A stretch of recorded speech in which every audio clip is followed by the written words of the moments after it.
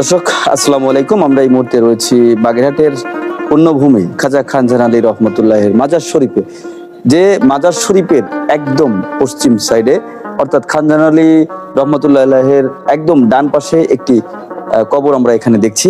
দর্শক আপনাদের সেই কবরের পাশে একটু নিয়ে যাওয়ার চেষ্টা করছি। তার আগেই দেখুন এখানে একটি পাথর রয়েছে। এই বাগেরহাটে এই ধরনের অলৌকিক ঘটনা কিন্তু আসলে কম নয়।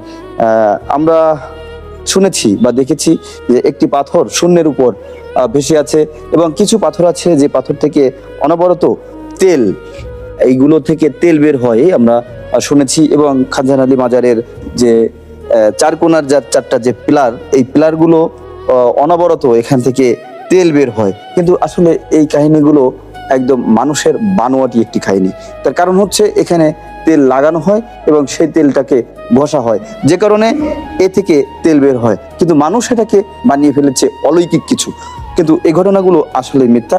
এবং এই পাশে আমরা দেখছি যে সেই খানজাহান আলীর মাজারের আদলে সেই যে পাথর, সেই পাথরের আদলেই কিন্তু এখানে পাথর আমরা দেখতে পাচ্ছি। ক্যামেরাটা একটু গেটের ভিতরে যদি আমরা প্রবেশ করাই তাহলে দেখবেন যে এই কবরের উপরে যে স্তম্ভটি রয়েছে সেটিতে কিন্তু আমরা যতটুকু দেখছি যে আল্লাহর 99 নাম, হ্যাঁ আল্লাহর 99 যে নাম, গুণবাচক নাম, সেইগুলোই এখানে খোদাই করে এখানে বসানো।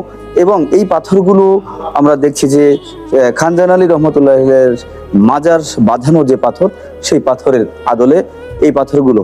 তাহলে এতে কি আসলে কিছুটা প্রমাণ হয়তো বা আসে যে এই খানজাহান আলী রহমতুল্লাহের একনিষ্ঠ লোক ছিলেন এবং তার হয়তো খুব কাছেরই ইনি ছিলেন, যে কারণে তার সমাধি আসলে এখানেই হয়েছে। খাজা খানজাহান আলী রহমতুল্লাহের মাজারটি আসলে এই পশ্চিম সাইড থেকে কিছুটা আপনাদের আমরা দেখাচ্ছি। এবং এই মাজারের সর্বত্র জুড়ে এখানে কিন্তু মানতের যে ব্যাপারটা সেটি কিন্তু অভাব নেই। বিভিন্ন মানুষ তারা কিন্তু তাদের রোগাক্রান্ত হয়ে বা অন্য অন্য যে সুবিধা বা অসুবিধা নিয়ে তারা কিন্তু এখানে মানত করে থাকে।